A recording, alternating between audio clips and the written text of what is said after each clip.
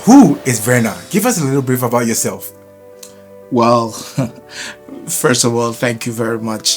This is not a question that I get asked quite often in my professional life. But I would say simply, Verna is a Cameroonian. I am 42 years old and grew up in Cameroon. And yep, I have two kids, and I'm looking to change Africa for it to be a better place, not just for them, but for many, many other Africans who have not the right amount of access to energy, because we at the African Energy Chamber do believe that energy is at the core of development. And so, if we can have access to reliable and affordable energy, not just for my kids, but for kids across the entire continent, then I think we would have done our bit in pushing this continent forwards. Tell us a bit more about how you got yourself involved within the African Energy Chamber and how you drove this perspective. Well, I'm a banker by profession. And I used to be in banking, fortunately not on the continent. And I saw a lot of deals come through with respect to financing energy projects on the continent or projects across the board. Unfortunately, not very many of these projects, a lot of them which I thought were very viable, didn't make the cut to be financed in that sense. And it was clear to me and to a number of other people who were involved in the formation of the chamber that was a big issue. And so a couple of years back, I fortunately got invited by the executive chairman of the African Energy Chamber, who is also the founder, Mr. NJ Ayok, to join him and be able to pretty much push what we thought was key in terms of developing the energy space and enabling the development of the African continent by way of promoting investments into the energy space and the energy sector. What's your perspective on the state of African energy now? Well, one thing I can clearly state, and it's not just me saying it, it's the reality of everybody, or at least most people who are on the African continent, is the absence of affordable and reliable energy. I mean, we see it in South Africa, which is one of the most advanced economies on the African continent, and it is clear to everybody that we do not have enough power, including with respect to load shedding, which we see all the time.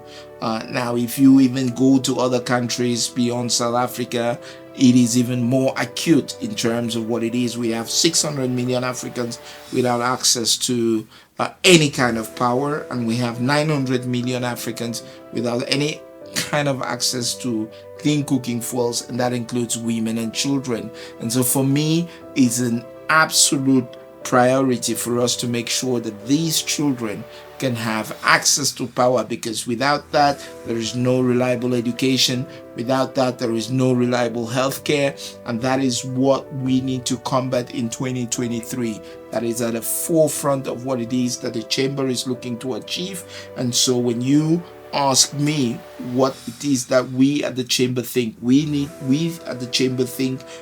to invest a hell lot of money in being able to make sure that projects in the energy space, gas to power projects, coal projects, projects with renewables, projects with hydro power, the entire shebang needs to be brought to bear to ensure that people can have reliable and affordable energy. That is what I think, and that is why we are trying to engage as many financial institutions as possible on the continent to ensure that we can get the capital, not just external capital, but capital from within the continent, from Mauritius, from Nigeria, from South Africa, from all other countries in Africa, to ensure that we can address these problems. What can you say about the leadership aspect and also some of the policies that are in place, and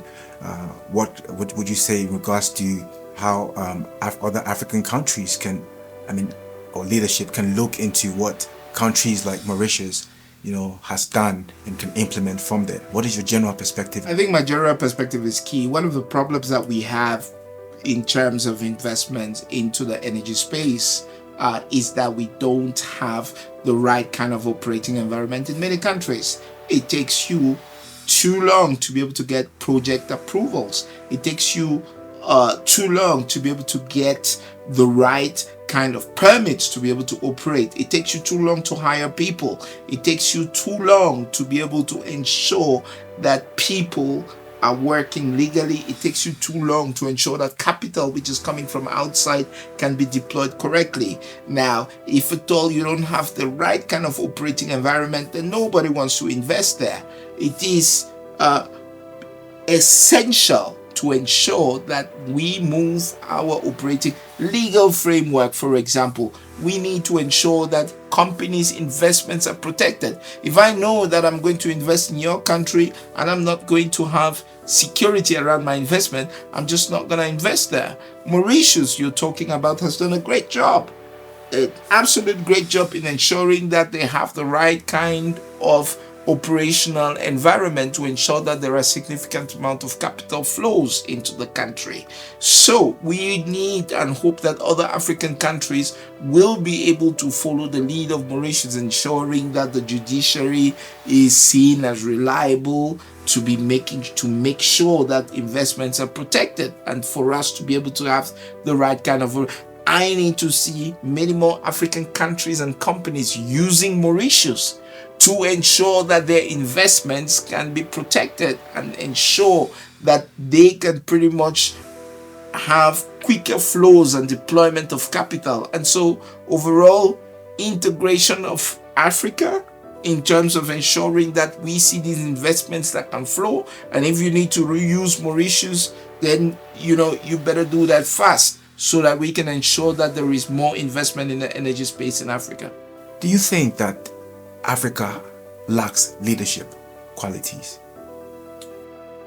Well, Africa lacking leadership qualities, I don't think that.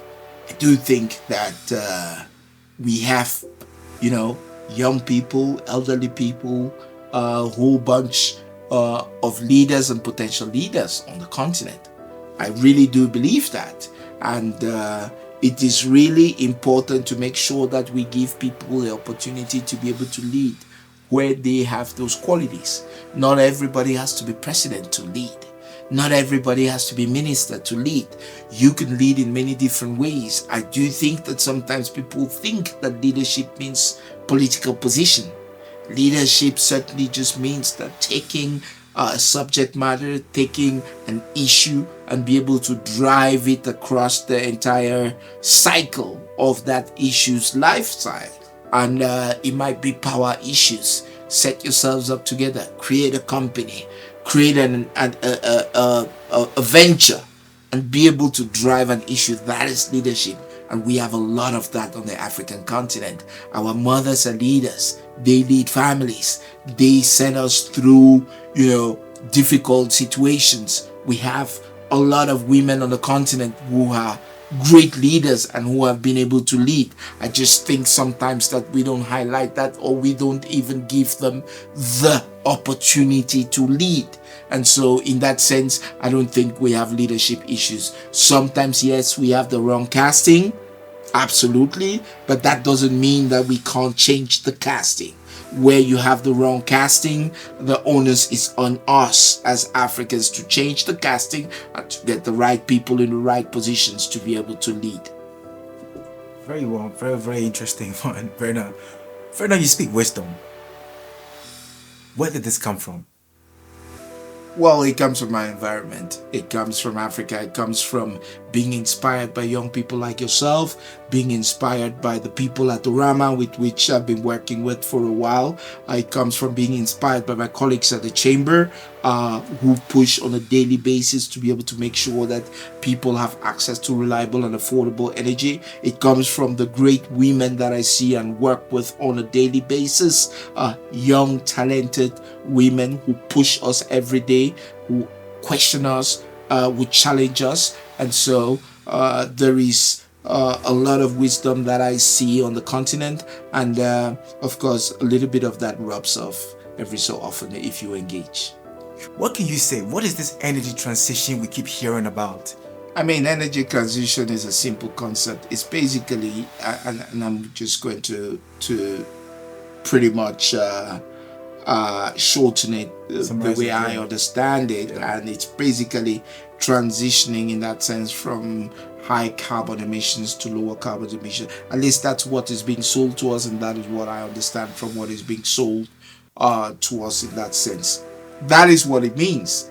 It means pretty much trying to ensure that, power plants, industry that uses a lot of carbon, reliant industries that emit a lot of carbon, transition to, power generating systems that use less carbon, or in the ideal case, zero carbon.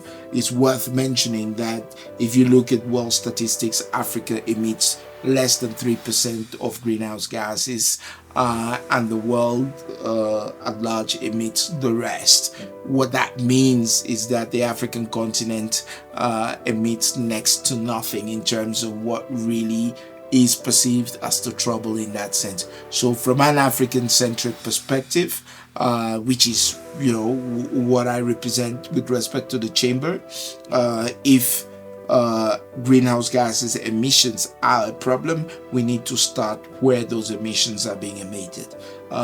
We agree that we need to work on cutting emissions, but we think it's a pretty ineffective way to try and start on the African continent. Africans on the continent need development. For you to develop, you need reliable and affordable power.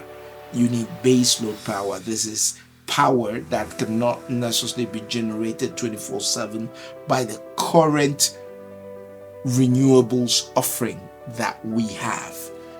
We hope that is going to improve so that we can get that, but at the moment that is not the case. So we continue to advocate for investment across the entire energy mix in Africa, be it coal, be it renewables, be it hydro, whatever. We want access to power so that we can end energy poverty in Africa by 2030, which is one of the aims of the African Energy Chamber. We want investors to come into Africa, to invest into Africa. Are the leaders in Africa ready to receive these investments? Are they ready? And will these investments benefit the local Africans? Or will these investments just be repatriated back to their country, and just a few leaders would benefit from that project that the investors are investing into? Well, Michael, this is certainly an issue. Africa is 54 countries, so whenever we talk about Africa, it's always with that caveat of understanding that we're talking here about 54 countries. We're talking here about 54 local politics, local sensitivities, which do not necessarily reflect reality, but reflect, at that particular time when laws are being made, sentiments of all natures and of all sorts. I agree with you that we need to see the implementation of free movement, free trade across the board, something the African Energy Chamber is championing together with Afreximbank. I'm not going to deny that that is a problem for investment in terms of moving that. We need to see more open borders that helps projects, that helps energy projects. We need to see access to capital centers like Mauritius to ensure that people can access services more in places like Mauritius, and ensure that that facilitates investments on the continent. So I'm not going to deny that. That is something which African leaders need to work on. Verner, what would you want to say to your fans looking out there, with the people of Africa looking at you right now with regards to energy? Do you see hope in Africa with regards to our energy sector? Do you see progress in Africa? And I'm asking because today there are a lot of Africans who are looking for an opportunity to get out of the continent and look for greener pastures. They've lost hope on the continent. With a growing number of population, with less jobs available, there's a lot of frustration, there's hunger, and so they are looking out there. Power shortages. I'm not sure I have fans, Michael, but I'm not sure I have fans. But for those who are listening to this, one thing I can say is don't lose hope. Never lose hope, because this continent, whether you believe it or not, offers significant amount of opportunities for those who reside in. But there is no way for you to reach your potential if you don't believe. First, you must believe.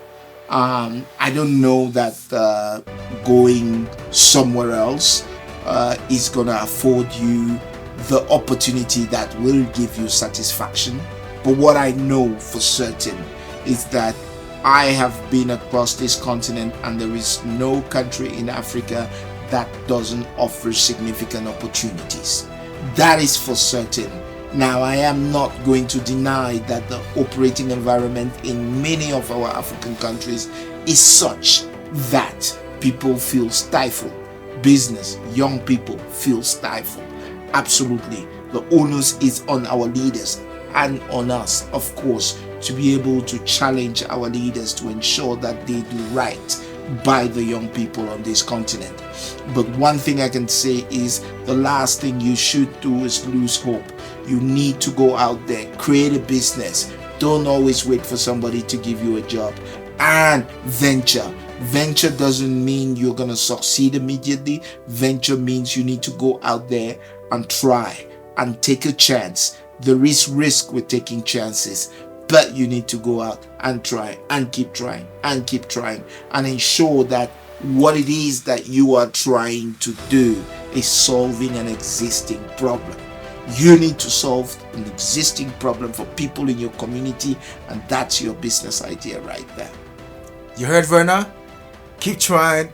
Don't give up. There is hope.